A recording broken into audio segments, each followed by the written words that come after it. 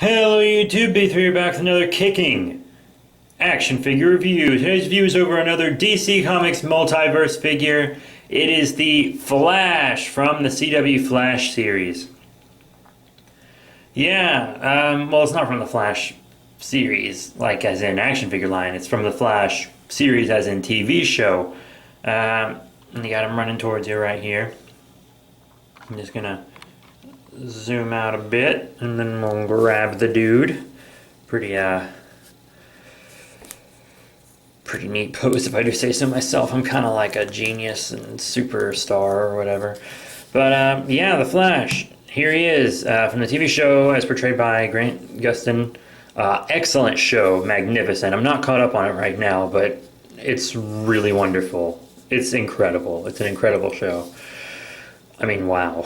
It's good, you guys. Check it out. But yes, he is part of the DC Comics Multiverse line. He came out alongside in-game Joker and also Arrow from the Arrow show. So you get an Arrow to go with him. And the next half of that wave will have Earth 2 Superman, as well as Zero Year Batman and the Reverse Flash to go with this guy from the TV show as well. So, you know, a pretty good lineup for the wave, I think. And we'll probably see more at Toy Fair. I'm filming this on Friday, the February 5th, 2016. And as you can see, it is 3:30 in the morning. I have trouble sleeping, so sometimes, you know, if I've been laying in bed for hours and haven't fallen asleep, I'll hop up and do something, and that something is a figure review. But yeah, the Flash, I have to say, this is not my favorite figure from Mattel. I mean, he's not Hal Jordan Green Lantern from the Green Lantern movie bad, but he's also not too terribly great. Let's talk about detail and paint first. For the most part, detail and paint's actually fine. There is one thing I want to talk about real quick. There are two versions of this figure you can get. You can get the Season 1 version or the Season 2 version. In Season 1, see where all that white is in his little Flash Speed Force emblem thing? It's red in there, but in Season 2, it's white. So you can pick up either one. I see one just as much as I see the other, so I guess that they're the same. That's the only difference between the two figures, though, is that. So if you have a preference, get one. I actually got Season 2 on purpose because I have the DC Collectibles Season 1 version, and I didn't want to get the Season 2 version for DC Collectibles because that's the only difference. And I don't even think that figure's out yet, so yeah, I picked up this guy, so I would have an excuse to buy a Season 2 version, but at the same time wouldn't feel like I was buying the same figure. But yeah, you know, the red looks good. I actually really like the red, and all the details actually came out pretty good. And he's fully painted, which is nice. They didn't leave the black bank, the back blank. You have the gold lightning and everything on the back. I don't think the head looks too terribly much like Grant Gustin, honestly. I can see it a little maybe in the eyes, but something about it seems maybe too wide, I guess. I don't know. This is a smaller scale version of the figure, but you know, that pops and everything. One complaint I have is, see this, how atrocious that is? It looks like they painted it to the side wrong and then did it again. It looks really awful. So this leg's fine over here, but this leg looks just terrible. Really bad. Really bad. They did paint, let me show you this.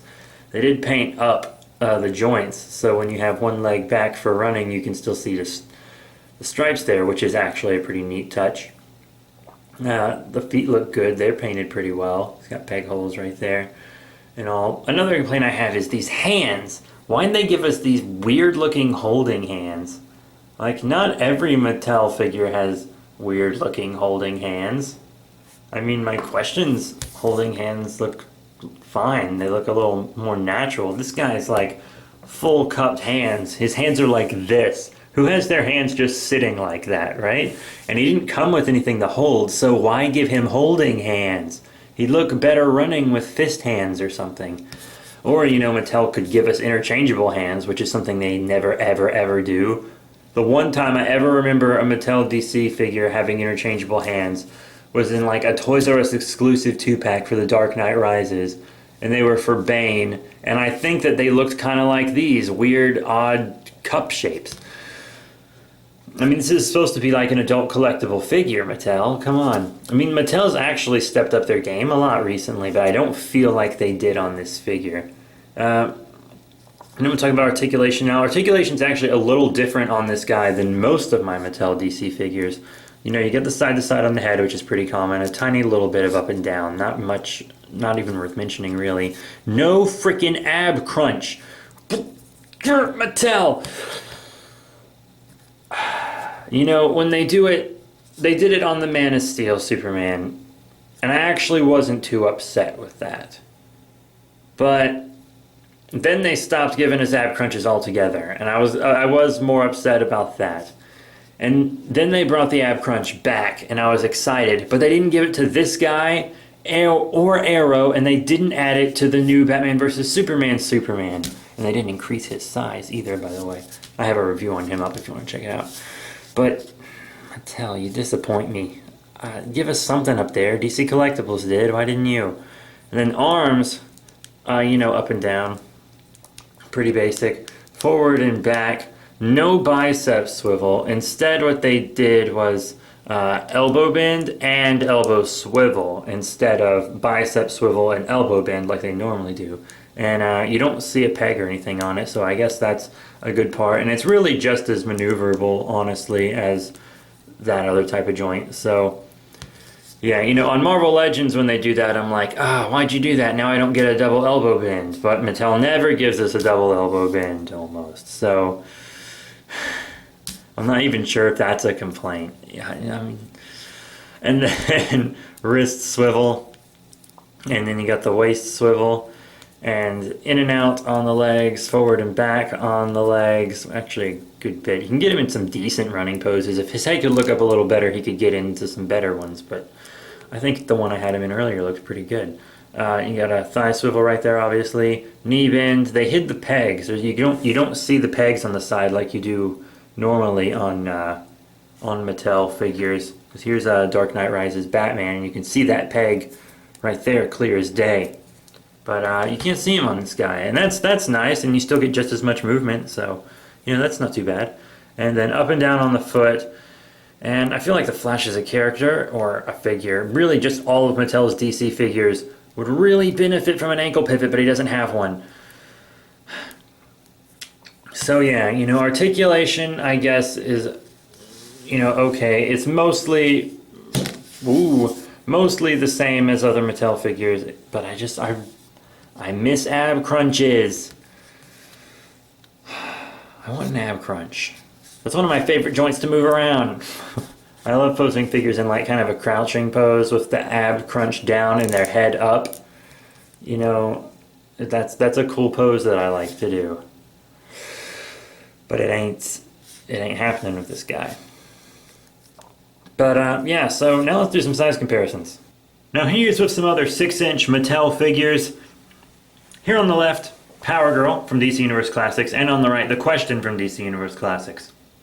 And The Question is mostly basic suit body, so if you have any basic suit figures, like the new in-game Joker that was in this wave, they'll scale about the same as Question does. And part of me feels like he's a little small. You see what I mean? He feels maybe just a tiny bit small. I mean, this is a very young portrayal of the Flash. Early 20s, which, you know, isn't too terribly young, but he's younger than superheroes normally, I guess, are. He's younger than Arrow is portrayed as in that show. So, you know, but honestly, I think you could work this. I don't think this is too bad, but maybe he could be a tiny bit, you know, bigger. Here's just some of Mattel's movie figures. Here on the left, we have a slightly older one. It's the Movie Masters Dark Knight Rises Batman that you saw the knee of earlier. And then here on the right, another figure I mentioned earlier. It is the Batman vs. Superman Superman is the same size as the Man of Steel Superman figure, sadly. But, yeah, I think he actually scales perfectly with these. So, your TV Flash is going to go great with your Mattel movie figures, which is actually really good because he looks really great with them. Eventually, Mattel will give us a Flash when Justice League comes out and etc. But, you know, right now, this looks really good. This is a great substitute. Or if you want to do like an Infinite Crisis multiverse thing, you know, and have multiple Flashes, this would be a perfect Flash to have with these guys. So, yeah, if you want your TV and movie figures to cross over, this is absolutely perfect. And here's Flash with some DC Icons figures from DC Collectibles, and he's not too terrible with these guys either. He seems like he might be just a tiny bit bigger than the Batman, but I think you could still work that, honestly. And I actually think he looks great with Black Adam over here. I think they look wonderful together. Black Adam's a bigger build than the Batman is because, you know, he's a big, punchy, brawly character with the strength of the gods. And I think he looks really good with Black Adam. So he won't look too bad with your Icons figures either. But there is an Icons Flash too. It comes with this cosmic treadmill. It's a really awesome figure. You guys should check it out. And here you have some of DC Collectibles regular figures. You have Designer Series New 52 Nightwing here on the right, and the Arkham Knight here on the right. That's actually right because Nightwing's on the left, and I made that mistake. But awful. I mean, it's just awful. Luckily, there is a DC Collectibles Flash that scales well with these two Batman characters here. But, you know, if you have this Flash and want to put it with your DC Collectibles, it's not going to work. The only DC Collectibles he's going to look decent with are the Icons you just saw. And real quick, I did just want to compare him to this DC Collectibles TV Flash. And as you can see, major difference. This one has a more realistic, more accurate build, and the head sculpt looks much better also. See, this guy has the fist hands that are normal, and torso stuff, even if it is kind of torso and waist, and you can't really turn it much, but it's still a better figure overall than this guy is. And that's, you know, what I meant about the season differences. Right there. And here are the head sculpts. As you can see, this one looks much more like Grant Gustin.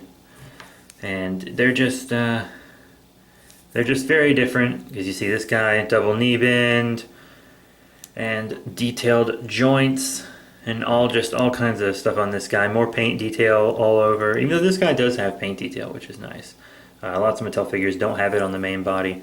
But that's just how I wanted to show you the comparison, and this guy will scale better with DC Collectibles and the Arrow line and everything. So I'm going to keep collecting these mostly, but I'll probably get a few of the Mattel ones. I'll get the ones for this wave because I'm building Justice Buster, and I want some to go with my movie figures, but I probably won't get every single one that Mattel puts out because I invested too much money into the DC Collectibles ones already. And speaking of building Justice Buster, these are the parts that Flash comes with. He comes with the armor and the head, and you can just pop the head right on. And they're really squished into the packaging. I saw some, because I was going to buy the Flash at one point and then didn't get it because like the spikes were all folded over. And this was laying down like that in all the packages, including mine. It's soft rubber, so it's pretty easy to kind of bend back in the shape, you know? And the hot water trick will fix it instantly. I actually didn't do anything to the spikes on this one. This one's a little curvy. I could fix that one. But this one's not too bad. But yeah, so these are just the pieces he comes with. So what are my final thoughts on the DC Comics Multiverse TV series Flash figure? Honestly, I'm not too terribly impressed. I like that it goes well with my movie figures, and I like that I could buy a Season 2 version and not feel like I was buying the same figure as the DC Collectibles, because that's the reason I didn't get Season 2 Arrow, because really the only difference was a new bow and a mask. But, you know, honestly, if I just had to recommend one, I'd obviously recommend the DC Collectibles since I've been talking about it just as much as I have been this figure. And I do think I reviewed the DC Collectibles version. Yes, I did, so if you want to check out a review for that, you know, go ahead and check that out. But this guy is going to be a real special case in the review because you guys who follow my reviews know that I never give half ratings.